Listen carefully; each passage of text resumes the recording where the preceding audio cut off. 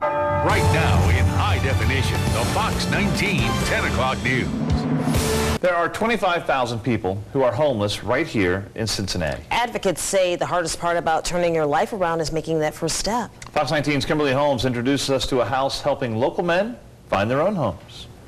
I started at the top, worked my way to the bottom. Ron Huber is homeless. He says a bad divorce left him in bad shape. Last year, he lost his trucking license, then his home. Slept in shelters from Cincinnati to California. But here, at the corner of 15th and Walnut, at the Catholic Worker House, Ron says he found grace. Heavenly Father, we come before you to share a meal, to share friendship, share food. This is the only one that helped me. It's a good place. Gave me my confidence back, saved money. Got a shot to get back into an apartment on my own and get my life back together. Ron is just one of dozens of stories here. We have guys who were living here and is now the board of directors, who I went from telling him what to do with his money, who now votes for my raise. House Monitor Keith Waller says he's heard it all and knows how to help, believing in God and believing in man. I believe that if you treat a man as he is, that's what he'll remain. If you treat a man as he should be, then that's what he'll become. The same belief of the house's creator, Father Mark Schmeider. This house in Over the Rhine is part of a nationwide movement, a 6 to 8 week program funded only by private donations, no help from the church or Uncle Sam.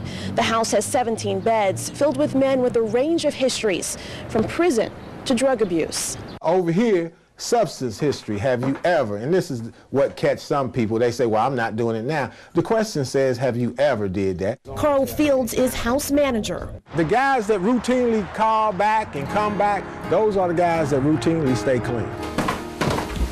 Fields says part of the program's success rates is its #1 requirement. All of us here work. I got up at 3 o'clock this morning. I was there when the man opened the door at 4, so I was just praying that he sent me somewhere. You gotta save 55% of your money. And follow all of the rules. The house has dozens. No TV on the 2nd or 3rd floors. Coffee cups by assignment. On Tuesdays and Thursdays, we have AA meeting. And don't forget the chores. We're gonna put it in a bag, and then tonight, it's gonna be your dish day. And managers take the rules very seriously. 3 broken rules, and unfortunately, that's the unfortunate part of what I do. I would have to ask them to leave. Managers say it's what helps the men feel safe to change, safe to live like a family. My father always said, if you don't have a dokie, son, you don't live there. But that's not the truth. I don't have a dokie here, but I live here. It's like a family thing. Like, they was coming on and helping me, learn how to walk again. And sometimes to crawl. Nearly a month ago, the day Ron was supposed to start his new job, he had 2 brain aneurysms and 2 seizures. Carl came to the hospital to see me, so I was surprised when he walked in the door. And he brought me up some clothes this morning.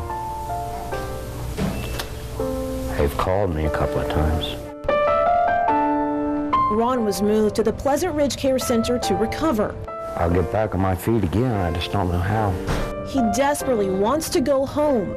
One he's afraid he'll now lose, along with his dream of driving trucks again. I don't know if I can go through what I went through before again.